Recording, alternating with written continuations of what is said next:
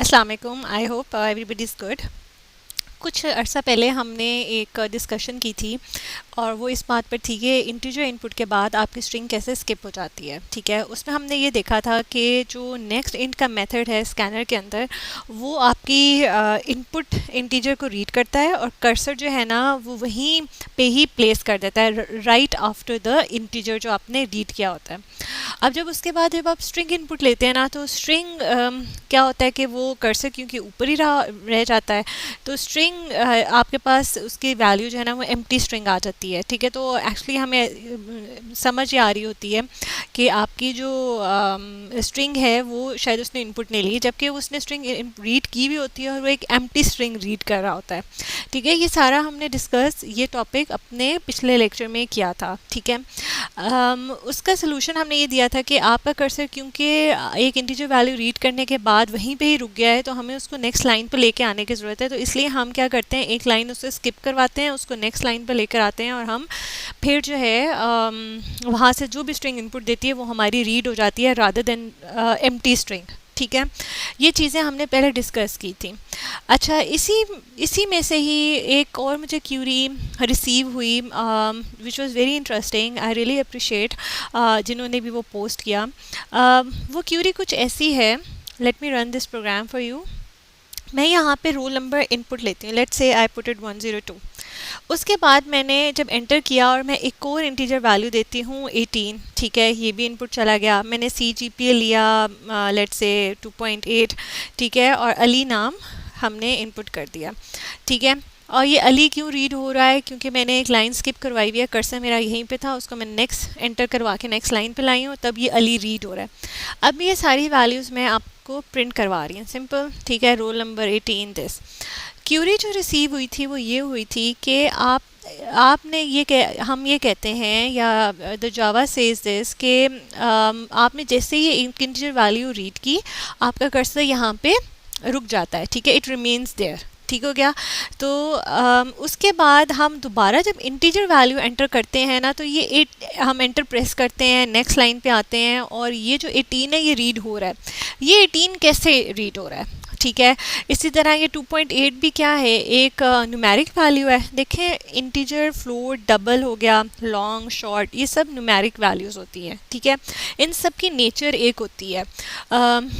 इन सब के लिए डिफरेंट ऑल दो मेथड्स हैं, लेकिन इसकी जो नेचर है ना वो डिफरेंट है फ्रॉम द स्ट्रिंग इनपुट्स। अच्छा, लास्ट वीडियो में जो स्किप स्ट्रिंग वाली है उसमें मैंने ये बात आपको बताई थी कि ऐसे फंक्शंस को अंडरस्टैंड करने के लिए आपको ये बात ज़रूर समझ में आनी चाहिए कि ये फंक्शन रीड कहाँ से करना शुरू करते हैं और वो कहाँ पे रीड करना रुक जाते हैं।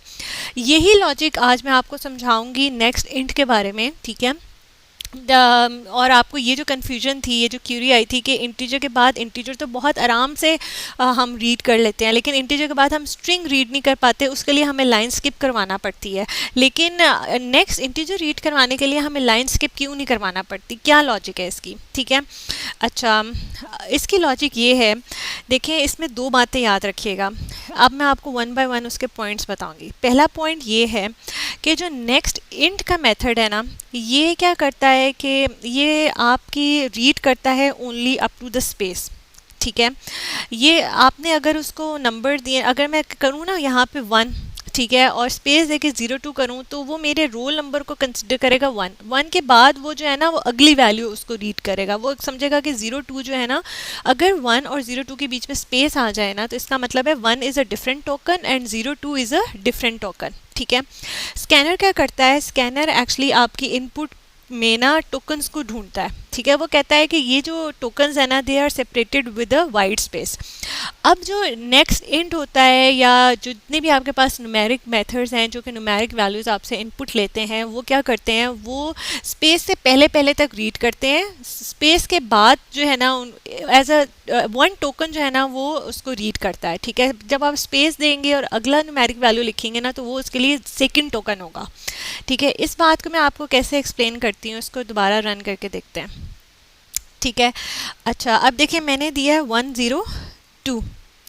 ठीक है। अच्छा 102 देके जब मैं इसको स्पेस दूंगी ना तो इसका मतलब है 102 इज़ अ वन टोकन, ठीक है, ये मेरा रोल नंबर गया।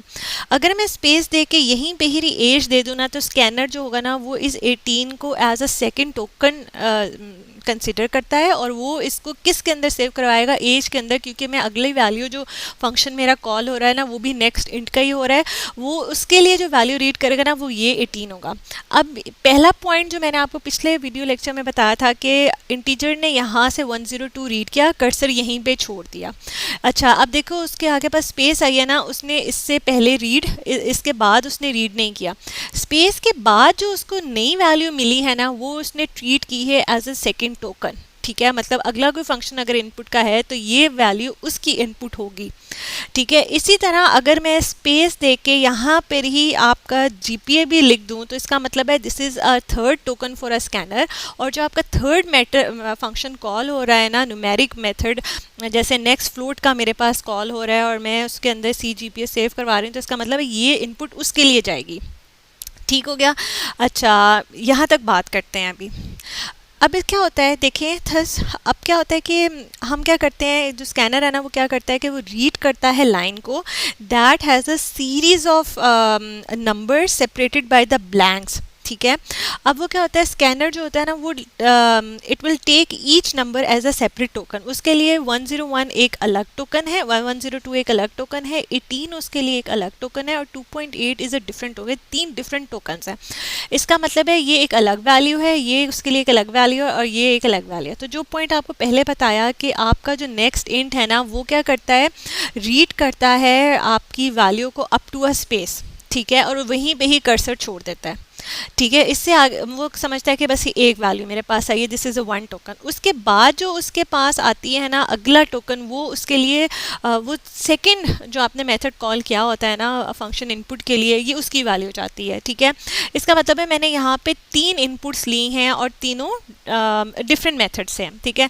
अच्छा अब जब मैं ये लूँगी ना तो देखें मेरा एज और जीपी उसने नहीं लिया, क्यों, क्योंकि मैंने सेपरेट करके एक ही उसमें दे दिए, ठीक है, एक ही लाइन में दे दिया सेपरेटेड बाय अ स्पेस, ठीक है। तो ये बात तो कंफर्म होगी, और जब मैंने अली दिया तो ये मेरे तीनों प्रिंट हो गए, ठीक है।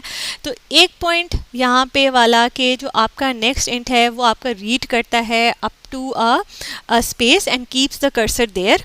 अच्छा और एक लाइन में अगर आप तीनों इनपुट्स दे दें या मल्टीपल इनपुट्स दे दें सेपरेटेड बाय वाइड स्पेस, तो वो क्या करता है कि सिर्फ स्पेस तक वो रीड करता है और कर्सर को वहीं छोड़ देता है। अच्छा अब एक बात और याद रखिएगा कि जो एक और पॉइंट है मैं आपको उसको यहाँ पे रन करके समझाती हूँ। देखें नेक्स्ट इंट से रिलेटेड एक पॉइंट ये है, या न्यूमेरिक फंक्शंस जितने भी हैं उसका एक पॉइंट ये है कि वो रीड तो करता है, सिर्फ पहले आपने उसने नंबर रीड किया और उसके बाद अगर वाइट स्पेस आई तो वहाँ पे रुक जाता है।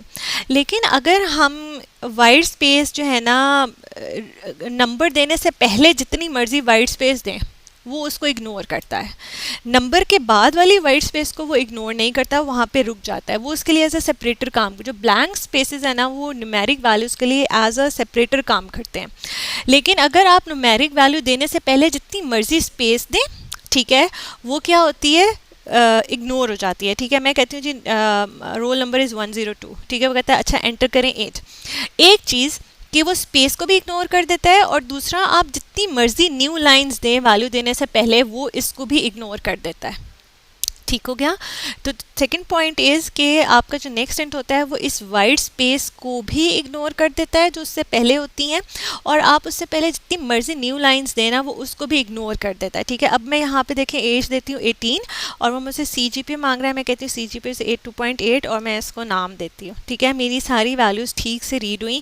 आप ये देखें 102 से पहले मैंने कितनी स्पेस दी थी, लेकिन यहाँ पे कोई स्पेस उस वेरिएबल में नहीं यूज़ हुई क्योंकि उसने इग्नोर कर दी। अच्छा इसी तरह मैंने एज देते हुए बहुत ज़्यादा मल्टीपल लाइंस दी लेकिन उसने कोई मल्टीपल लाइंस यूज़ नहीं की, वो इग्नोर हो गई, ठीक है। नेक्स्ट इंट अपने रीडिंग से पहले जितनी भी स्पेसेस होती हैं ना उनको कंज्यूम नहीं करता, उसको इग्नोर करता है, ठीक है। यहाँ पे नेक्स्ट इंट और नेक्स्ट लाइन जो है ना वो डिफ़र होते हैं, ठीक है। नेक्स्ट लाइन जो है ना वो अपने से पहले जो स्पेसेस होती है ना उनको वो कंज्यूम करता है, ठीक है। This is the point where the next int and next line differ, ये दोनों का एक कोर डिफरेंस है जिसकी वजह से एक्चुअली आपके ना इस क्यूरी का आंसर आता है। अच्छा, मैं आपको इसका एक डेमो देती हूँ, ठीक है। मैंने 102 कर दिया, एज इंसर्ट कर दी, CGP इंसर्ट कर दिया। अच्छा, अब ये नेम देने से पहले ना मैं बहुत सारी स्पेस दूँ अगर, ठीक है, और मैं यहाँ पे अली लिखूँ, तो अब यहाँ पे मेरे पास कौन सा मेथड है जो इस स्ट्रिंग को रीड करेगा, नेक्स्ट लाइन का। और नेक्स्ट लाइन जो है ना it does not ignore the white space before the value, ठीक है, रादर इट कंज्यूम्स इट, वो इसको यूज़ करेगा। अब अली जिस वेरिएबल के अंदर सेव होगा ना उसके अंदर ये सारी वाइट स्पेस भी सेव होगी, ठीक है। अच्छा जी, अब देखें मैं जब इसको एंटर करूँगी ना तो देखें बाकी सब तो ठीक है, अली जो आपका नेक्स्ट लाइन है ना उसने वो वाइट स्पेस कंज्यूम की है, ठीक है। अच्छा, अब इन दोनों पॉइंट्स का या इन 3 पॉइंट्स का क्या ताल्लुक है इस क्यूरी से, ठीक है। Let me run this program again और मैं आपको समझाती हूँ कि ये कैसे इंटीजर के बाद एक इंटीजर वैल्यू जो है ना वो कैसे स्मूथली वो ले लेता है। देखिए, अब 102 मैंने लिखा, ठीक है, मैंने इसको एंटर किया और कर्सर एक्चुअली जेन्युइनली कहाँ पर है, 2 के बाद ही है, ठीक है। लेकिन नेक्स्ट इंट जो है ना वो क्या करता है, वो इस 102 को इस 102 के बाद मेरा कर्सर यहीं पे है, लेकिन नेक्स्ट इंट जो है ना वो अगली वैल्यू 18 को रीड कर रहा है। लेकिन वो कैसे रीड कर रहा है, जब आपका नेक्स्ट इंट इस 18 के लिए आया है ना तो मैंने आपको ये पॉइंट बताया था कि नेक्स्ट इंट अपने से पहले कोई भी वाइट स्पेस हो या न्यू लाइन हो वो इसको इग्नोर कर देता है, वो उसको कंज्यूम नहीं करता, ठीक है। तो इसका मतलब है कि 102 के बाद जब मैंने एंटर प्रेस किया और मेरा कर्सर नेक्स्ट लाइन पर आया, ठीक है, तो ये 18 रीड कैसे हो गया, क्योंकि ये नेक्स्ट इंट था, उससे पहले जो आपने ये नेक्स्ट लाइन दी हुई है ना वो इग्नोर हो गई, इसलिए यहाँ से आपका 18 जो है ना वो रीड हो गया। अब इसके बाद देखो 18 के बाद भी कर्सर आपका यहीं पर है, लेकिन आपने जब से ही इसको एंटर किया वो नेक्स्ट लाइन पर आया और हम यहाँ पे एक फ्लोट वैल्यू उसको इनपुट कर देते हैं, ठीक है, और ये रीड हो रही है। क्यों हो रही है, क्योंकि दिस इज़ ये कौन चीज़ इसको इनपुट ले रही है, नेक्स्ट इंट का मेथड इसको इनपुट ले रहा है और वो अपने से पहले जो है ना नेक्स्ट लाइन को और स्पेस को इग्नोर करता है और वो यहाँ से इसका मतलब है वो 28 को रीड कर रहा है, ठीक है। अच्छा, इसके बाद हमने, अब मेरा कर्सर यहीं पर ही था, अब नेक्स्ट इंट क्या करता है, नेक्स्ट इंट जो है ना वो इग्नोर नहीं करता ना स्पेसिस को ना न्यू लाइन को, वो तो उनको कंज्यूम करता है। इसलिए जो है ना हमें क्या ज़रूरत पड़ी थी, हमने यहाँ पे लाइन स्किप करवा के पिछले वीडियो ट्यूटोरियल में हम अपना कर्सर को आगे लेके आए थे और हमने ये अली जो है नाम जो है ना स्ट्रिंग इनपुट करवाया था, ठीक है। सो इस तरह हमारी जो है वो जो वैल्यूज़ हैं वो रीड हो रही हैं। जो क्यूरी मैंने रिसीव की थी वो बहुत जेन्युइन थी, इट वाज वेरी राइट। हमें क्योंकि कभी इंटीजर के बाद इंटीजर लेते हुए प्रॉब्लम नहीं हुआ तो हमने कभी सोचा भी नहीं कि आपका जो है कर्सर तो यहीं पर है, फिर वो 18 कैसे रीड कर रहा है। वो इसलिए कर रहा है क्योंकि जो न्यू लाइन और जो स्पेस है वो आपका नेक्स्ट इंट का मेथड इग्नोर कर रहा है उसको, ठीक है, इट्स नॉट कंज्यूमिंग इट। लेकिन जो स्ट्रिंग है ना वो इग्नोर नहीं करती, वो स्पेस को न्यू लाइन को कंज्यूम करती है, इसलिए हमें फिर कर्सर को यहाँ से मूव करा के नेक्स्ट लाइन पे लाना पड़ता है और जो है ना वो तब अली को रीड करता है या स्ट्रिंग को रीड करता है, ठीक है। So I hope this thing is clear to you. If you still have any confusion please comment below. It also give me a thought about the concept. Thank you so much. Allah Hafiz.